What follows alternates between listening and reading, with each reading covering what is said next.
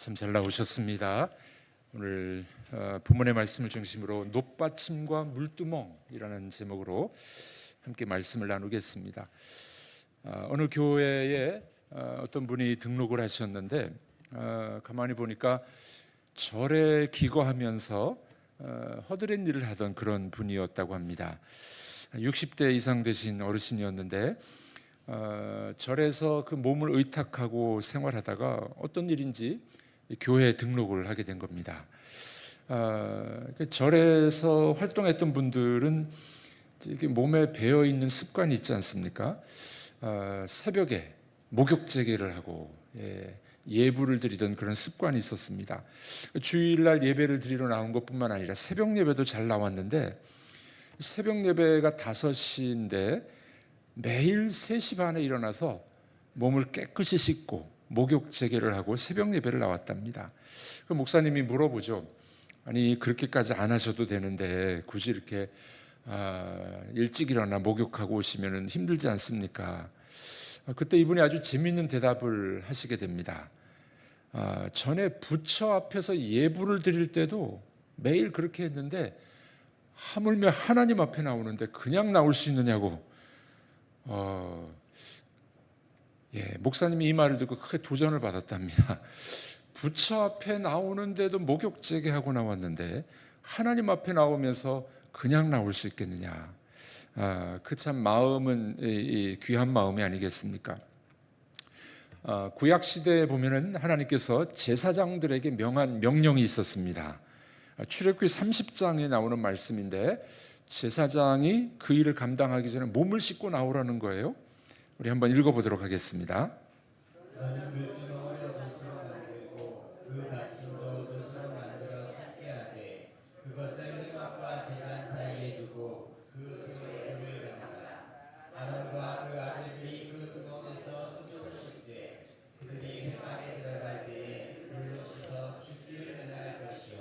제단에 가까이 가서 그 직분을 행하여 여호와 앞에 화제를 사를 때에도 그리할지니라. 네, 모세 시대에 성막, 회막을 지을 때도 물두멍을 만들어라. 지금 오늘 솔로몬이 성전을 지으면서 성전에도 큰 바다, 노수로 된 큰 그릇인 바다가 있고 물두멍을 만들어라. 물을 담아놓는 그릇을 만들으라고 말씀하고 있습니다. 왜 그럴까요? 제사를 드리러 나가는 사람들 그리고 제물의 피를 씻기 위해서 그렇게 물두멍과 큰 바다를 두라 이렇게 말씀하고 있는 겁니다. 하나님의 명령은 이제 제사를 집례하는 사람이 손발을 씻지 않고 나아가게 되면 죽는다 이렇게 경고하신 겁니다. 그러니 제사장들은 하나님 앞에 나아갈 때 자신을 먼저 깨끗하게 씻는 작업을 했던 것입니다. 자, 한마디로 말하면은 거룩하신 하나님 앞에 설 때 우리가 어떻게 더럽게 나갈 수 있겠느냐. 우리의 몸과 마음 또 심지어 우리의 영혼까지라도 정결해져야 된다. 물론 제사를 드리고 난 다음에 우리의 영혼은 깨끗해지지만 그러나 그 정신을 가지고 몸과 마음을 씻고 나가라는 겁니다. 여러분 거룩하신 하나님 앞에 죄악을 가지고 나갈 수가 있겠습니까? 그 부정한 모습들을 씻고 나가라는 거예요. 그 제사장들에게 엄히 명령하신 것이었습니다. 물두멍 앞에서 손과 발을 씻으면서 자신의 몸과 마음과 정신까지라도 정결해지기를 소망하는 것이 바로 오늘 이 물두멍의 정신이라는 것을 볼 수가 있습니다.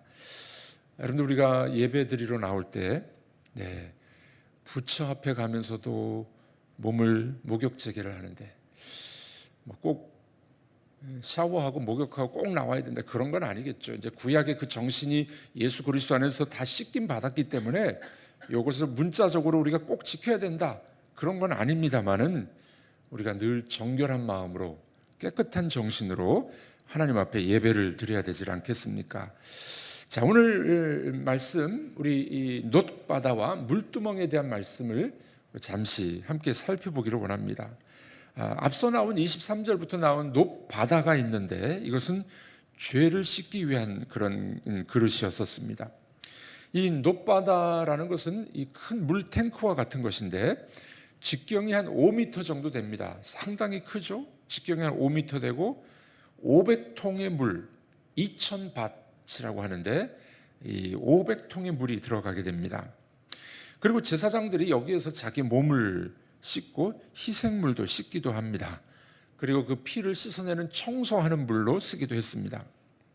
이 놋으로 된 이 놋바다를 큰 그릇이에요. 바다라는 큰 이 그릇인데 여기 밑에는 12마리의 소가 받치고 있어요. 네. 그래서 이 높은 이 바다 그릇이었기 때문에 여기 올라가려면 이제 계단을 타고 올라가야 합니다. 계단을 타고 올라가. 그 하필 왜 12마리의 소였을까요? 예, 그 12마리 소는 아마도 가나안 땅에서 섬겼던 우상일 수도 있지만 그것보다는 이스라엘 백성들이 금송아지를 만들어 놓고 이게 우리를 출애굽시켜줬던 하나님이야 라고 섬기지 않았습니까? 그 금송아지의 형상, 이 소를 12마리를 밑에 받침대로 만들었어요. 이 소는 아무것도 아니야. 소는 아무것도 아니야 라는 의미를 담고 있지 않았을까 싶습니다. 자, 이렇게 이제 놋 바다를 만들어 제사장들의 옷을 씻고 그들의 몸을 씻고 여기서 우리가 또 중요한 의미를, 영적인 의미를 발견할 수 있지 않겠습니까? 모세의 율법보다 그리스도의 복음이 죄를 씻는 능력이 있다 하는 것을 우리가 잊지 마시기를 바랍니다. 여러분, 모세의 법에는 대야가 있었습니다. 그리스도의 복음에는 그리스도께서 우리에게 주시는 물로 우리를 씻겨주시는 역사. 스가랴 13장에 보면은 열린 샘이라고 말합니다. 열린 샘. 물로 씻음 받고 물과 성령으로 세례를 받는 것을 우리에게 말씀해 주고 있습니다. 물과 성령이라고 말씀할 때 이 물은 성령과 동일한 의미를 가지고 쓰이기도 합니다. 그러니까 물로 씻는다는 의미도 있지만 성령과 성령으로 거듭나야 된다라고 말씀하고 있습니다. 여기 놋 바다에서 물을 가지고 씻는 것은 그리스도께서 성령으로 우리를 정결케 해주심을 미리 보여주는 그런 사건입니다. 여러분, 그러므로 우리 이 교회 공동체는 그리스도로 인하여서 죄 씻음을 받았으니 서로 죄를 씻어주는 공동체가 되어야 될 줄로 믿습니다. 남의 허물을 덮어주는 공동체가 되어야 될 것입니다. 우리는 그런 분들이 없으시겠죠? 남의 허물을 자꾸 까발리는 분들, 자꾸 이렇게 드러내는 분들, 우리 중에는 없으리라고 봅니다. 우리가 물로 씻음 받고 성령으로 씻음 받고 죄 용서함 받았으니 서로의 허물을 덮어주는 그런 공동체가 되기를 주의 이름으로 축복합니다. 인도의 어느 지방에서 4사람의 상인이 똑같이 돈을 내 가지고 목화를 창고 가득히 구입을 하게 됩니다. 그런데 그 창고에 이 쥐가 너무 많다 보니까 이 사람들이 이제 의논하기를 고양이 한 마리를 사야 되겠다. 그래서 고양이 값을 4등분해서 샀습니다. 그리고 이제 고양이 값을 4등분 했으니 고양이 다리가 4개죠. 4개를 한 마리씩, 한 다리씩 자기 거라고 생각을 했습니다. 고양이 다리를 하나씩 자기가 분배했습니다. 어느 날 고양이가 왼쪽 다리, 앞다리를 다치게 됐어요. 그 다리 주인이 붕대를 감았습니다. 그 약을 발라주고 붕대를 감았는데 고양이가 난로 곁에 가까이 갔더니 불이 붙어 버렸네. 이 고양이가 막 이제 뜨거우니까 난리를 치다가 목화를 다 태워버렸습니다. 나머지 3사람의 상인이 의논을 합니다. 붕대를 감았던 주인에게 돈을 물어내라고 고소를 하게 됩니다. 붕대 감은 다리 때문에 불이 났으니 그 다리 주인이 배상하라는 거예요. 재판장이 뭐라고 판결을 내렸을까요? 붕대를 감은 다리에 불이 붙었을 때 나머지 3 다리가 움직여서 목화 더미에 불이 붙었다. 그러니까 나머지 3 다리의 주인이 배상해야 된다. 이렇게 판결을 내렸답니다. 유명한 랍비 힐렐이라는 사람이 있는데 내가 그 사람의 환경이나 입장이 될 때까지는 그 사람을 판단하지 말라. 역지사지라는 거죠. 상대방의 입장이 되어서 상대방의 입장을 생각하면 용서 못할 대상이 없다는 겁니다. 여러분, 우리가 물로 씻음 받은, 성령으로 씻음 받은 공동체가 됐으니 서로 용서하는 공동체가 되어야 될 줄로 믿습니다. 우리 한번 따라해 보겠습니다. 용서 받았으니 용서하겠습니다. 잘 되던가요? 잘 안 됩니다. 그러므로 우리가 늘 이 은혜를 구하시길 바랍니다. 오늘 성경에서는 물로 씻음 받은 것을 이야기하는데, 이것은 예수 그리스도 안에서 성령으로 씻음 받고 우리 죄 용서함을 받은 공동체를 미리 보여주는 사건입니다. 우리 교회는 주님의 피로, 주님의 그 은혜로, 성령으로 씻음 받은, 용서받은 공동체인 줄로 믿습니다. 그러므로 잘 안 되지만 용서하는 공동체가 되기를 우리 주님의 이름으로 축복합니다. 이것이 바로 높바다의 정신, 물을 담아놓은 하나님의 의도가 있다는 것을 기억하시길 바랍니다. 자, 두 번째로 이 10개의 놋 받침이 있는 수레가 있어요. 이 수레, 큰 놋바다를 해놓고 물이 엄청 많잖아요. 이 물을 옮기려면은 물두멍, 작은 것이 필요했습니다. 이 작은 수레를 이동하기 위해서는 어떻게 해요? 바퀴를 달고 작은 수레를 만들었다는 겁니다. 물을 큰 바다에서 떠서 옮겨야 되니까 10개의 놋받침 수레와 물두멍을 만들게 되는 것을 보게 됩니다. 여기 물두멍은 큰 대야였었고요, 이동식 놋받침 10개, 작은 수레를 만들어 가지고 물을 움직이도록 그렇게 만들었던 겁니다. 이 놋받침에는 어떤 모형을 새겼습니까? 오늘 본문에 보니 천사, 사자, 소, 종려나무의 모형으로 꾸몄습니다. 이 물두멍은 성전 좌우편에 각각 5개씩 배치를 해두었습니다. 이 물두멍 한 개에는 40밭, 약 90리터 정도의 물이 들어가게 됩니다. 아까 바다는 엄청난 2000밭의 물이 들어갔고, 이 물두멍에는 40밭, 90리터 정도의 물이 들어가게 됩니다. 그래서 이 큰 바다에서 물을 옮겨서 이제 이 재물을, 피가 흘렸으니 그 재물을 깨끗하게 씻기 위해서 이제 이동하는 물 수레를 만들었던 겁니다. 자, 이 사건, 이 내용을 보면서 우리는 여기서 또한 영적인 교훈을 우리가 생각해 볼 필요가 있습니다. 왜 그런 것을 준비해 두었을까요? 우리 이 그리스도인, 우리를 성경은 제사장이라고 말씀하고 있지 않습니까? 우리가 하나님 앞에 예배 드리러 나올 때, 또 우리의 삶을 살아갈 때 영적인 제사장들인데, 늘 우리의 몸과 마음을 씻어야 됨을 우리에게 말씀해 주고 있는 것을 보게 됩니다. 날마다 더러운 오물과 접촉하고 있지 않겠습니까? 날마다 우리 속에 죄가 들어오고 있지 않겠습니까? 그러므로 우리 손과 발과 마음을 씻어야 됨을 이야기합니다. 정결케 하기 위하여 예수 그리스도의 피와 예수 그리스도의 생수로 우리가 씻음 받아야 될 줄로 믿습니다. 자, 이와 같이 큰 바다에서 물을 떠다가 그 물두멍의 수레를 통해서 운반했습니다. 재물을 씻게 했습니다. 제사장을 씻게 했습니다. 정결하게 청소하도록 그렇게 만들었던 것을 보게 됩니다.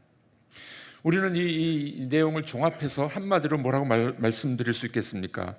구약의 이런 성전의 의식, 제사, 그것은 한 번에 예수님이 다 해결해 버리셨습니다. 그 히브리서 기자는 뭐라고 이야기합니까? 예수께서 그 모든 것을 한 번에 이루셨다. 단번에.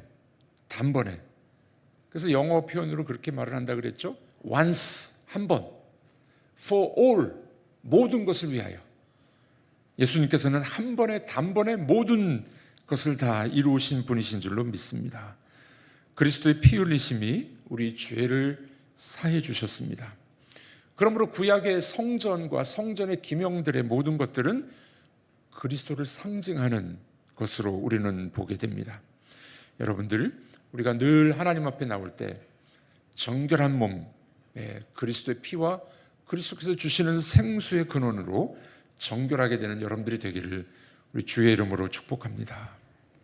이 놋바다에는 2000밭의 물이 있었고, 물두멍에는 40밭의 물이 나오는 것을 우리는 여기서 봤는데, 이 물이 이 구약에서도 계속 물이 나와요. 어디서 나왔습니까? 에덴 동산에서 물의 근원이 흘러나왔습니다. 에덴 동산에서 물이 흘러나왔어요. 사방으로 흘러나갔다고 이야기합니다. 또 에스겔 성전에 보면 어떻게 됩니까? 성전에서 물이 흘러나와서, 문지방에서 물이 흘러나와서 그 물이 점점점 높아지는 것을 보게 됩니다. 에스겔의 환상이었죠. 이거 모든 것들은 다 뭡니까? 구약의 성전과 에덴 동산에서 흘러나오는 물과 그 물이 흘러넘치는 이 모든 환상들은 바로 예수님께서 완성하셨습니다. 뭐라고 말씀하셨나요? 예수님께서 그 생수를 마시는 자는 그 배에서 생수가 흘러넘치리라. 이것은 곧 뭐를 말씀하셨다고요? 성령. 성령을 의미했습니다. 예수님이 십자가에 돌아가실 때 병사들이 옆구리에 창을 찔렀습니다. 돌아가셨는지 확인하기 위해서 옆구리에 창을 찔렀는데, 창의 이 옆구리에서 뭐가 나왔습니까? 물과 피가 나왔더라. 여러분, 피가 나오는데 왜 물과 피라고 굳이 말씀했을까요? 이 말씀을 다 완성하신 거예요. 그 배에서 생수의 강이 흘러넘치리라. 예수님을 통하여서 우리 죄를 씻고 생명수가 나오고 성령이 부어지는 역사를 우리에게 보여주고 있습니다. 여러분, 그러므로 우리는 늘 주님 앞에, 주님의 보혈 앞에 나가야 될 줄로 믿습니다. 정결하게 씻음 받아야 될 줄로 믿습니다.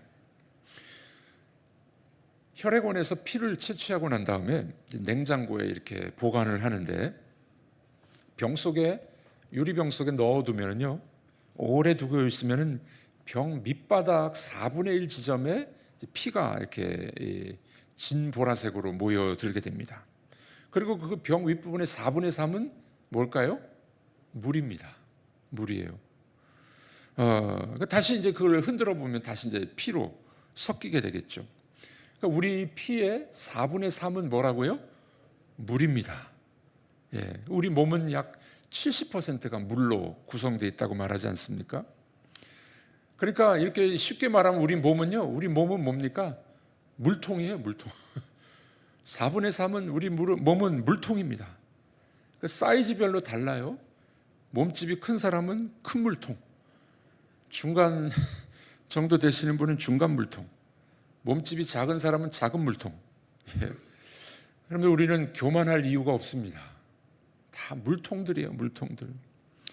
주님이 주시는 영원한 생수로 우리의 몸을 가득가득 채우고 우리의 몸을 씻는 여러분들이 되시길 주님의 이름으로 축복합니다. 예수님 뭐라고 말씀하셨습니까? 요한복음 4장 14절입니다. 읽어보겠습니다. 내가 주는 물을 마시는 자는 영원히 목마르지 아니하리니 내가 주는 물은 그 속에서 영생하도록 솟아나는 샘물이 되리라. 주님이 주신 물로, 성령으로 깨끗이 정결함을 받은 사람, 그 속에서 영생하도록 솟아나는 샘물, 성령으로 살아가게 될 줄로 믿습니다. 우리 몸과 마음과 영혼을 물로 깨끗이 씻고 우리 속에서 솟아나는 성령님으로 살아가는 여러분들이 되기를 주님의 이름으로 축복합니다. 성령으로 거듭나셨습니까?